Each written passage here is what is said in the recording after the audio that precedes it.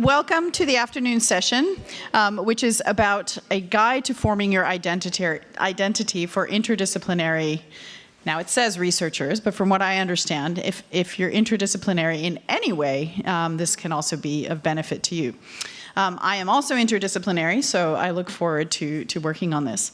So I'd like to introduce the two workshop leaders for today. The first is Dana McKay, who has just completed her PhD. Graduated last week from the University of Melbourne School of Computing and Information Systems, which also happens to be where I'm from. And but for Dana, that was a long time in coming, and she has had a very multidisciplinary career, hence the motivation for this workshop. Starting in IT, going into library science, then back into IT, and sort of bridging the gap between the two. Rebecca Parker was also from library science, but now she's the information manager for VicTrack, which, as I've been explained, manages all of the information resources for the track infrastructure for the trains and the transport systems in Victoria, which is probably a lot of information. So anyway, without further ado, I will invite them to take over and lead the workshop.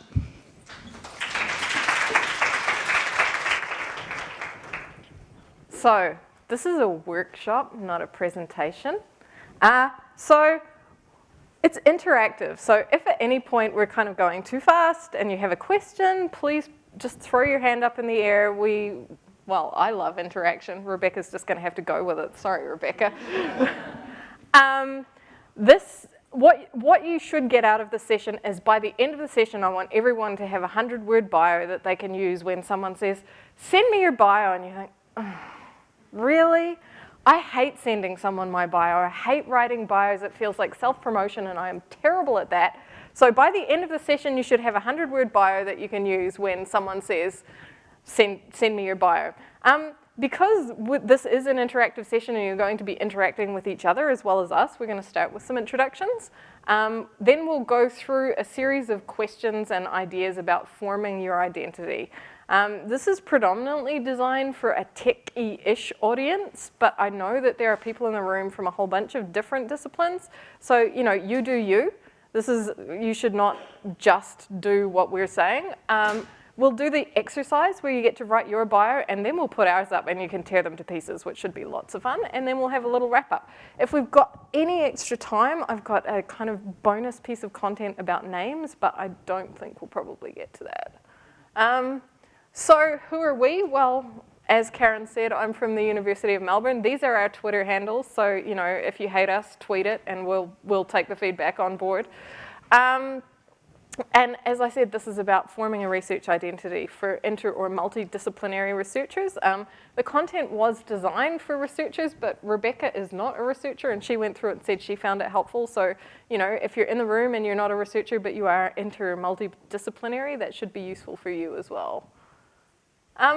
So Karen's already done this, so I'm just going to skip our intros. However, check these out as examples of kind of naff bios. They're like 2 lines long, and they say almost nothing about me or what I do. Rebecca's is probably better than mine.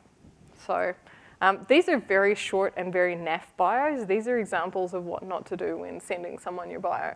So first of all, we want you to get to know each other, and we want to get to know you a little bit. When I proposed this workshop, I said, they asked me how many people. I said, about 18 would be nice. I think we have about 5 or 6 times that in the room. So we're going to have to wing this a little bit, but turn to the person next to you or do it in threes if there's an odd number of people at your table. And learn about someone else at your table. I want you to learn 3 things: what their name is, what their research field is, and one interesting thing about them. So as an example of an interesting thing about me, I speak Finnish. It's my superpower. I know that it's like super fun to talk to everybody. I've never seen this happen with this before because I've always run it not at Grace Hopper where like nobody talks to anybody, so I was kind of surprised how well that went. Rebecca, what's one interesting thing about you? Turn your mic on.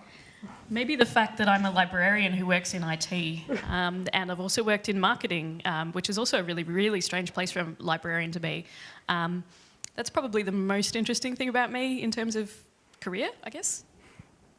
Alrighty, so normally I would get you all to report back, but that would take like the whole hour. So we're going to do a quick show of hands. Who in the room is a student? Okay, who's a practitioner of some description? Who is an early career researcher? And who is a more senior academic? Senior academics in the room who are doing changes to their careers maybe? Okay, who does AI type stuff? Yep, cool. Software engineering? Information systems? You're not going to fit neatly into these boxes, right? Because that's why you're multidisciplinary. Cybersecurity, I know we've got one, maybe some more. Human-computer interaction? Yeah, lots of you. That's who this was originally developed for, because all of us are doing something that's kind of across boundaries. Anything else that anyone's brave enough to tell me about? Education? Right, can you give the woman a Freddo? First person who speaks. In the grey wrap down there. Karen? Biomedicine? No, you're not disqualified. Yep. Fundamental science?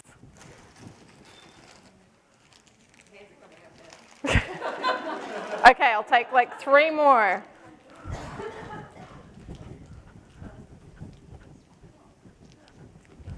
Anyone else wants a Freddo? Yes? Law? Okay. Over here?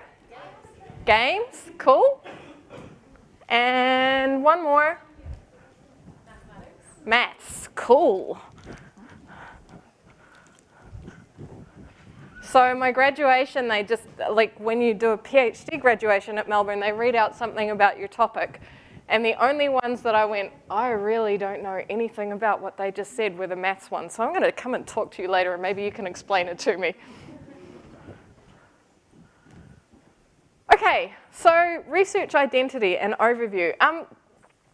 One of the things that we often do, particularly as women, for those of us who are women, particularly as inter or multidisciplinary researchers, is put on a mask so that we fit in a little better.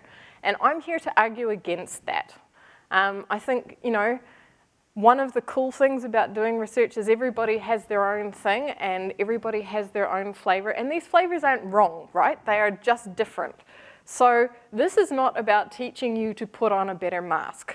This is about teaching you how to write a bio that reflects the way you do research, the things that you're interested in. I know that it can be massively, massively scary to truly be yourself as a researcher. You know, it might feel like you're never going to get a job, or you're never going to get hired, or you're never going to get that grant because you don't fit neatly into a box. You know, I'm early enough in my research career that I can't answer that question, but I've seen people who have gone before and they've been able to do it. And I think, you know, you can only survive in that box for so long anyway. So this is very much about you do you. Be the flavor that you are rather than trying to pretend you're something that you're not. We're going to present a whole bunch of dichotomies as part of this slide deck. Neither side of any of the dichotomies or none of the choices that we present are wrong, right? They are all completely valid choices as a researcher. There are things you can do that are wrong. Don't do plagiarism, that's bad. But none of the choices we're presenting today are wrong, okay? So please don't feel bad if you think you should be something but you are something else. That's not how this works. Please be the thing that you are. We're going to work through a selection of stuff, and you should definitely take notes, but I'm going to hand over briefly to Rebecca. All right, so I guess the question for many of you is why you would think about your bio. So I've had a lot of researchers, because I used to work as a librarian supporting researchers in a university, and I had a lot of people say, that's just marketing spin, it's just spin, I don't care, I'm not interested in marketing. That's not why I'm here to research. As someone who has worked in marketing, I'm here to tell you this is not about marketing. This is about you. This is about what you want from your career. This is where you want to be. Can I get a show of hands, anyone here who's ever written a CV? Ever applied for a job? Yep, this is where this comes in. All right. So for researchers in particular, there are a number of reasons you might need to have a bio. You need to write for reviewers so that you can write papers, get them accepted, get known, get seen. Collaborators and colleagues. So one of the things I used to do on behalf of researchers was help them prepare websites so that they're visible and available. LinkedIn, all of that, just getting yourself out there as much as possible so that you can meet people who are like-minded and work together. And that applies to practitioners as well as researchers. There are definitely things that we can all do as collaborators and colleagues. For researchers, there's also hiring committees, but that applies to all practitioners as well. If you can talk about yourself in a way that captures very briefly what you bring, who you are, and what matters to you, that is your first pitch at any interview that you go to. The first question anyone ever asks you in an interview is, what attracted you to this job and what do you bring to it? And this is the answer to that question. And of course, as a researcher, so that you get cited, which is how you get credit. This is how you get known. So again, with the hiring committees, just as a kind of a follow-up to that, it's not just about them hiring you. You don't want a job that's a bad fit for you, pretty much ever. And I know that it's so tempting to just take a job, and I know that it's very privileged to hold out for the job, but do try to hold out for the job that is actually a good fit for you, because again, you know, you can only stay in that box for so long, and if you've sold yourself as a software engineer when what you really care about is AI, you know, you're going to keep, if you're anything like me, you're going to keep going back and tinkering with the AI. So I spent 10 years supposedly as a professional in an academic library publishing the whole time because I could never quite leave the research thing alone. So there are a bunch of different elements of research identity we're going to talk about. We're going to talk about research questions. We're going to talk about the approach that you take to your research. We're going to talk about work preferences, overarching research topics, motivations, the impacts of your research. Take notes during the session because you will need them to write your bio at the end, and we are going to make you write your bios at the end. There is notepads and paper on the table. If you prefer to do it on a device, that's also fine. I don't even care if you're looking at Facebook and pretending this is interesting, but if you want to get the bio out at the end, you need to take notes. So one of the key things to answer about yourself as a researcher, and again, neither of these approaches is wrong, is whether you're a question-driven researcher or a method-driven researcher, right? And again, different parts of tech will have one of these more than the other.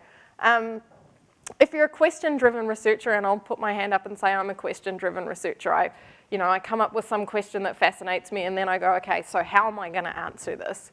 Methods are just tools. You'll often use more than one method to answer a question. You'll kind of go, okay, so if I look at it from that perspective, how do I do some quantitative stuff? Okay, how do I do some qualitative stuff? How do I learn more about this thing?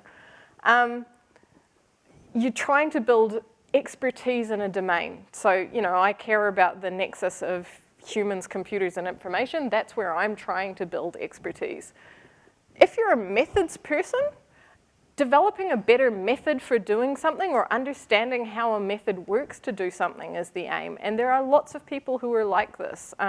Certainly there's a lot of stuff like this in the new domains of big data and mobile computing. It's like throw a method at a different data set. It kind of, whatever the data set is, doesn't matter that much. It's just improving the method and testing the method and learning more about the method and learning where the edges of the method are. So you're probably more one or the other. Some of you won't know the answer to these questions yet. That is perfectly cool.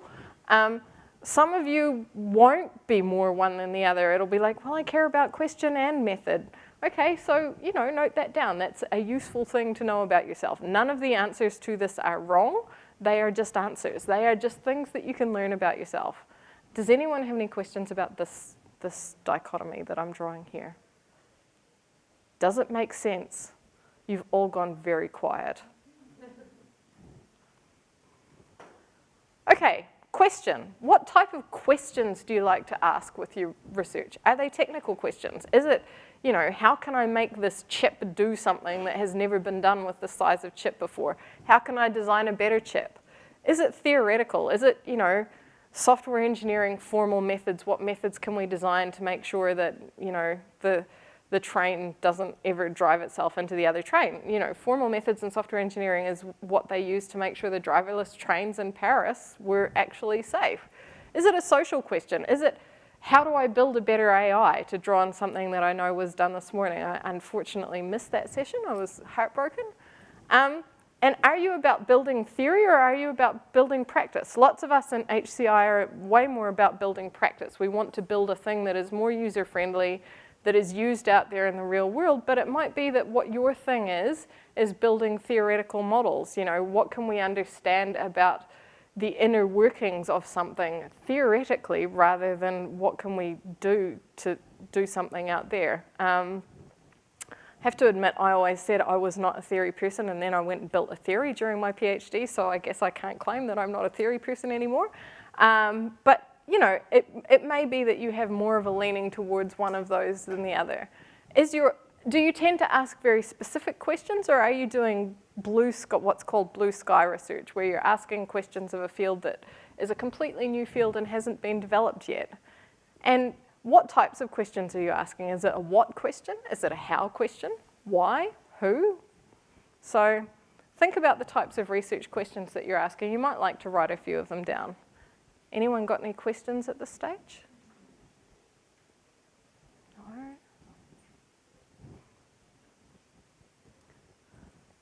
Method. So there are lots of different methods that we might be using in this room, and I've tried to cover as much of it as possible. Quantitative versus qualitative. If you're in maths or hard science or you know, AI, you're probably using quant methods more than qual methods. If you're in information systems or HCI, you might be using either or both. Similarly, cybersecurity, you might be using either or both, depending on what your research focus is. Do you do experiments? Do you build things? Do you use social science methods like following people around and watching what they do, or, you know, interviewing them in their offices? Do you use theoretical methods? The mathematicians in the room are probably doing theoretical things, or mathematical methods for that matter. What type of data do you use? What counts as data for you? So I just taught our research methods class at Melbourne, and the number of different kinds of data that people were gathering was really interesting. Are you using big public data sets? Are you using big data sets that are kind of normative in your field, which is very common in artificial intelligence, for example, or information retrieval is another space where there's the TREC data set, and that's what you use. Do you use field data that you've gathered when you're out there watching some piece of technology do its thing? Are you using sensor data from a thing that sits out there and sends the data back to you? Are you testing things in a lab? You know, people or technologies? Are you there when the data's coming in, or are you physically present, or is it remotely gathered? And you know, do you use a standard data set like the TREC data set, again, for information retrieval people? Or do you go out and gather new data because your question requires you to gather something? Are you trying to learn about the method, or are you trying to learn about some question? And when you do your study, do you go out and scan all of the literature first? Or do you come back at the end and go, well, okay, I built this cool thing, and now I need to write the paper, so I better do the literature review? Or do you do both? And neither of those approaches is wrong, and some of it will depend on your field, right? Like, I know that everyone says you're supposed to do the literature review first, but I know very few people who do. Admittedly, I am one of the people who does, but I did spend 10 years working in a library, and those librarians would have killed me if I hadn't, right? Anyone got any questions? Hands up if this is making some sense. Hands up if this is making no sense. Hands up who didn't vote. Okay, you were going to take this, I think. not this one. So there's also novelty versus rigor. Novelty is about generating new ideas or demonstrating how a new approach to something can be used to solve a problem. But it is a bit like a chainsaw, right? Like, you're not going to get down to the very nitty-gritty of it. You want to disrupt the existing paradigms. What you do might not be super reproducible, so for the hard science people in the room, kind of look away because this is going to upset you. You're probably going to be working with a small sample size because nobody's done it before, and you don't want to run the thing that takes a week to run even on the supercomputer if the whole thing is just going to segfault and core dump out anyway, right? And you tend to have lots of publications out of this because it's a new space. Rigor, thoroughly testing ideas. You're going to take everything down to the nth degree. It will be completely reproducible because you will have exact steps of how you did what you did. Tends to be bigger sample sizes and long-term work. It's time-consuming because, again, you're taking everything down to the nth. And you might have fewer publications, although they will tend to be, journal publications rather than workshop or conference publications. Again, neither of these is wrong, and it may be that you start in one place in your career because you've got a new research question after which you have a hankering, and move into the other thing over the course of your career because you now understand more about the domain. So it's not that one or the other is better, it's just different, and you need to know what you are to write a good research bio about you. I've actually done both of those at various points in my career, but I definitely fall down in favour of the rigor side of things. Being a librarian, I'm very standards-based and very rule-driven. So, frequency of publication. So, the two examples we're using today are frequent publication versus journal publication, and there are a lot of factors that contribute to which of these you choose, or indeed, if you choose to do both, they don't quite sit together. It depends a little bit on discipline.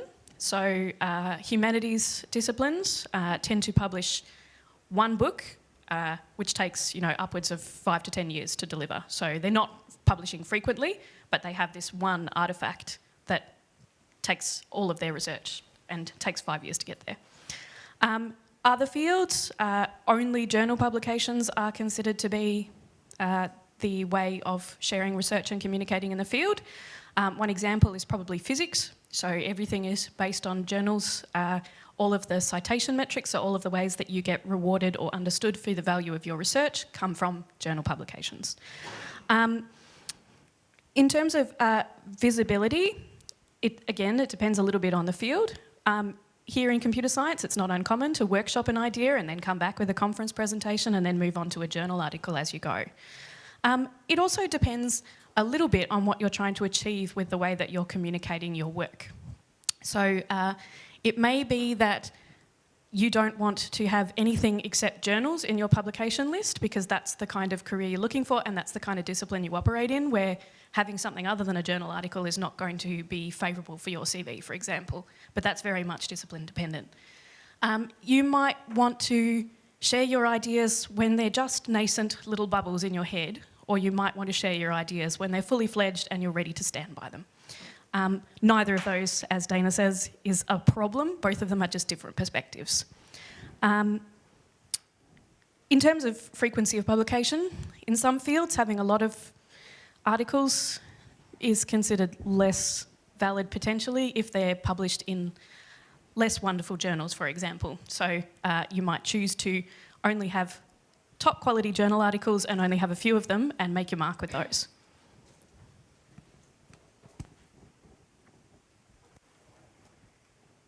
Working style is also really relevant here. So the example of the hare and the tortoise is a really good one here. So where you choose to publish your research might actually also be based on this question. So sometimes you really need to get that idea out there. You want to go to a conference, you've got to get it done. Sometimes you don't, and you think, okay, a journal article might work better for me. I've got time to think about it, to develop my ideas, to make sure that I'm happy with it. And if I miss this special issue on this topic that I'm really interested in, that's all right, I can wait another 6 months and publish it in the next issue. But if you want to get to a conference and you want to get that idea out there, then time pressure is your question here. Conversely, if you're deadline driven, conferences are your friend because, you know, you get one shot and the next one's a year later. So if, like me, you need the fear to get the writing going, conferences are a great choice for you. Absolutely. The question of whether you work as a group, as a solo, or in small collaborations also might be a little bit dependent on the field that you're working in. So, for example, in astrophysics, everything is done in a very big group because there's a lot of data that needs a lot of analysis. In humanities, it's not uncommon for people to work alone on a single book for 5 to 10 years and then produce it, and it's their work and only their work. Small collaborations are common in research, but also in practical fields. So you might find that you need to work with 5 other people. One is an information security person, another is a business analyst, so that you can get the outcome you need for a project or a piece of work that you're working on. And so that concept of interdisciplinary small collaborations is common to all fields. Industry versus academic collaborations. So a lot of academics, of which I am not one, collaborate only with other academics and publish only in academic journals and other academic publications. Some academics work with industry and are really interested in seeing their research translated into practical outcomes. So it really depends on what interests you and what you want to get out of the work that you're doing. Okay, another thing to think about is, what is it about what you do that gets you out of bed in the morning? You know, do you really care about building a cool new technology? Is it that you want to contribute some grand new unifying theory of information to the world? Are you about earning money for yourself or for a company? And again, you know, sometimes it feels uncomfortable to admit to what it actually is that gets us out of bed in the morning, but none of these are wrong. Are you about having a huge impact in a journal or in your field? You know, do you want to be known as the person who revolutionized your field? So I guess for human-computer interaction, that would be Ben Schneiderman. For AI, it would be, you know, do you want to be the next Marvin Minsky? That's kind of okay. Is it about social issues? You know, are you trying to change the world in some way? Are you trying to use technology to change the world in some way? Is it about developing better cybersecurity so that bad things don't happen? Is it about developing better microcredit systems so that we have more equitable finance systems around the world? Is it about understanding how technology can be used in developing nations to increase access to information? You know, these are social issues, and maybe that's what gets you out of bed in the morning. Is it about refining a method? Is it about just making the computer do that thing just that slightly bit better, or making sure that the researcher who comes after you doesn't have to make the same mistakes that you did? Is it about, you know, real world, making Google run faster, making Google run better, making Google provide better search results for an individual person? You know, it might be that there are one or more of these that are the thing that get you out of bed, but I think this is one of those ones that probably does persist more across a career, and it's the one that you tend to know in your bones, right? It's the reason you got into research. What is the reason you got into research? Probably not financial benefit to yourself, let's be honest. You know, Sergey Brin and Larry Page maybe did well on that one, but the rest of us probably not gonna make our fortunes doing research. But it might be financial benefits to companies. You know, lots of information systems and business analysis people are about saving money for companies by the use of technology. Think about your topic. These are 3 examples. Even with broad overarching topics, there are other things that sit underneath those topics. You know, information systems has health informatics, has cybersecurity management, so they're not doing the technology side of cybersecurity, but they are doing the kind of management side. How do we make it so that people don't put their flipping password on a Post-it note on their monitor, thereby ruining the whole system? Please don't do that. Human-computer interaction, is it user-centered design? Is it mobile phones? Is it HCI, so-called HCI for D, which is for development? Is it technical HCI? So, you know, doing stuff where the computer does the thing that helps the human. AI, again, is it about developing new theories? Is it about practical applications? So, you know, improving image recognition, for example, with Google computer vision. Is it about ethics and explainable AI? So there's a social element to the AI there. So we have lots of topics in the room, and And I'm going to give you maybe a minute to think about this and write something down because it will be a big part of your bio. But yeah, be honest about your own topic. So I'll give you a minute here. You might want to stretch and like have a yap to the person next to you as well. We've done a lot of talking at this stage. Again, outcomes. What's important to you? Are you trying to build theoretical knowledge? Are you trying to build practical designs or make policy guidance? So I was just involved in this really cool project about the ways that big companies are gathering consumer data, and the outcome of that project is policy guidance for the Australian government in lawmaking, right? So that was kind of fun. Are you trying to develop new research methods? Are you trying to build a working system? Is that the outcome that you're hoping for? Lots of people want to build working systems. Are you trying to get economic benefits, or are you trying to have a change for a society or a group? And what are your values? What's most important to you, you know?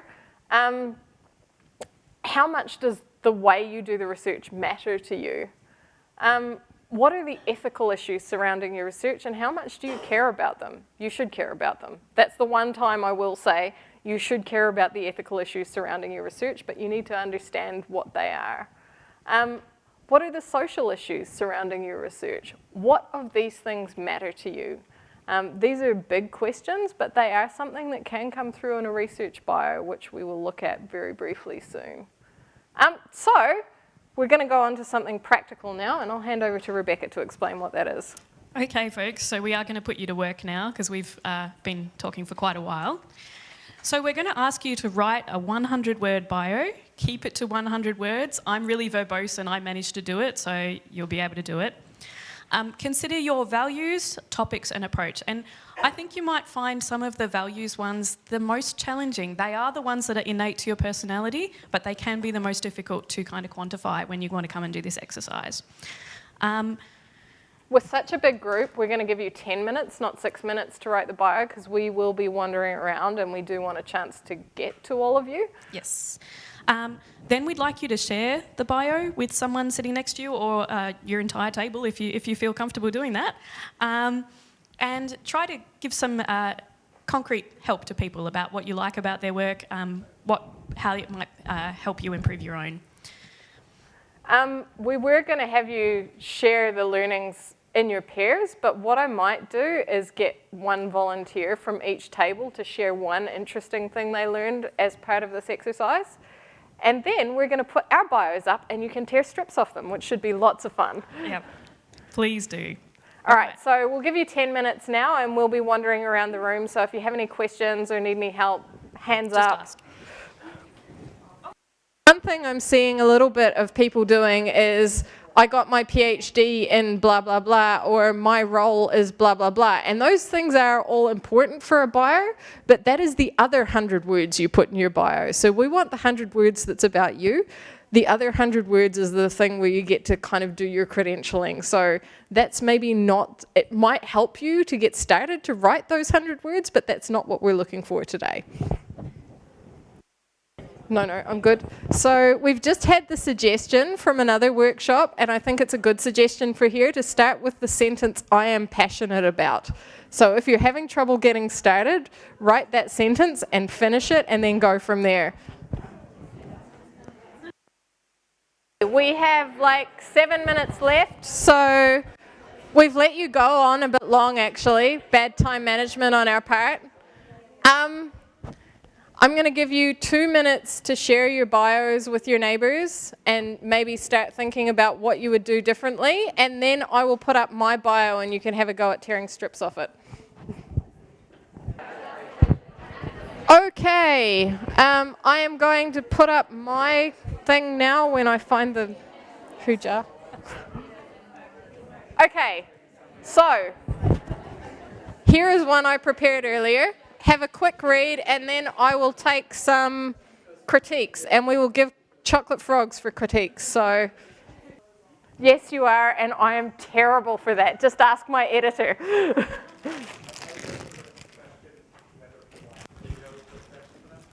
Sorry?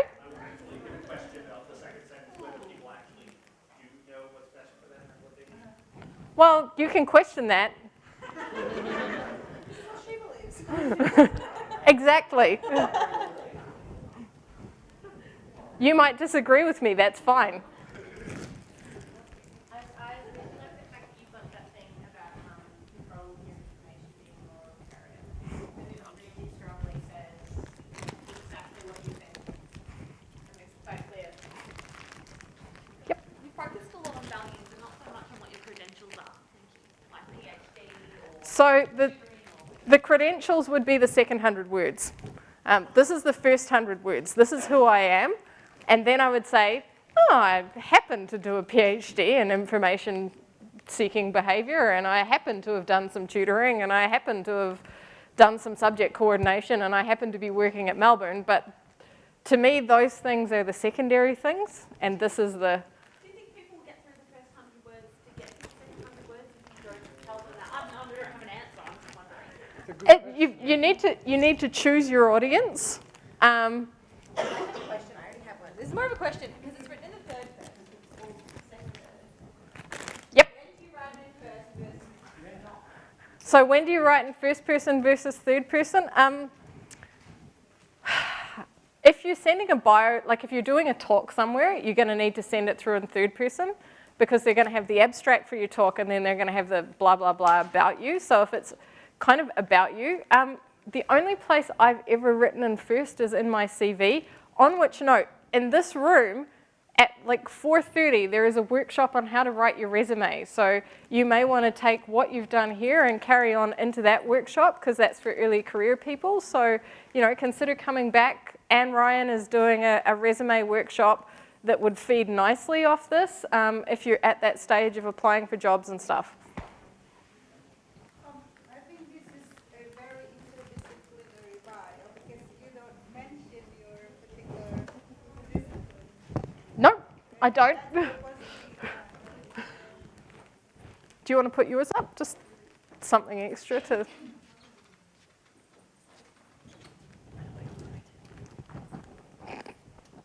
Okay, 2 minutes left. We'll give you Rebecca's bio. It's longer and I'm less well credentialed, just for the record.